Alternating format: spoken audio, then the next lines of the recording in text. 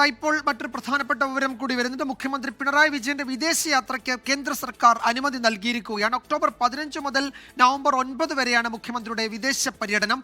R Sreejith വിവരങ്ങൾ നൽകും തിരുവനന്തപുരത്ത് നിന്ന്. ശ്രീജിത്ത്, നേരത്തെ മുഖ്യമന്ത്രിയുടെ വിദേശയാത്രയ്ക്ക് ഗൾഫ് പര്യടനത്തിന് അനുമതി കിട്ടില്ല, അല്ലെങ്കിൽ നൽകിയില്ല എന്ന മറ്റുള്ള റിപ്പോർട്ടുകൾ ഉണ്ടായിരുന്നു.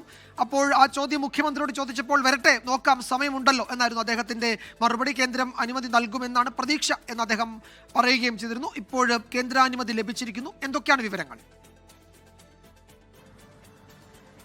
വിജയകുമാർ, മുഖ്യമന്ത്രിയുടെ 3 ആഴ്ച നീളുന്ന ഗൾഫ് പര്യടനത്തിന് കേന്ദ്ര വിദേശകാര്യ മന്ത്രാലയം അനുമതി നൽകിയില്ല എന്ന വിവരം 24 ആണ് പുറത്തുവിട്ടത്. ഞാനായിരുന്നു ആ വാർത്ത റിപ്പോർട്ട് ചെയ്ത ലേഖകൻ.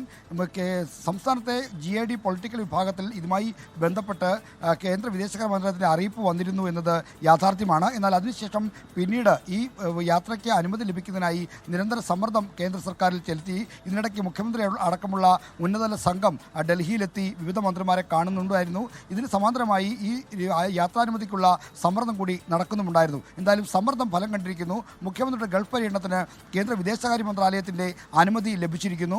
അദ്ദേഹത്തിന് ഒക്ടോബർ 15 കേരളത്തിൽ നിന്ന് യാത്ര തിരിച്ച് 3 ആഴ്ചത്തെ പര്യടനം ഗൾഫിൽ നടത്താനുള്ള അനുമതിയാണ് ലഭിക്കുന്നത്. ഒക്ടോബർ 16 ബഹ്റൈനിലാണ് ആദ്യ പരിപാടി. അതിനുശേഷം സൗദി അറേബ്യയിലേക്ക് പോകുന്ന മുഖ്യമന്ത്രി അവിടെ ജിദ്ദയിലും റിയാദിലും ദമാമിലും പരിപാടികൾ പങ്കെടുക്കും. പിന്നീട് തിരിച്ചു വന്ന് വീണ്ടും ഒമാനിലെ മസ്കറ്റിലും സലാലയിലും പരിപാടികളിൽ പങ്കെടുക്കും. എന്തായാലും മുഖ്യമന്ത്രിയുടെ വിവിധ ഘട്ടങ്ങളിലായി 3 ആഴ്ച നീളുന്ന പരിപാടിക്കാണ് ഇപ്പോൾ കേന്ദ്ര വിദേശകാര്യ മന്ത്രാലയം അനുമതി നൽകിയിരിക്കുന്നത്.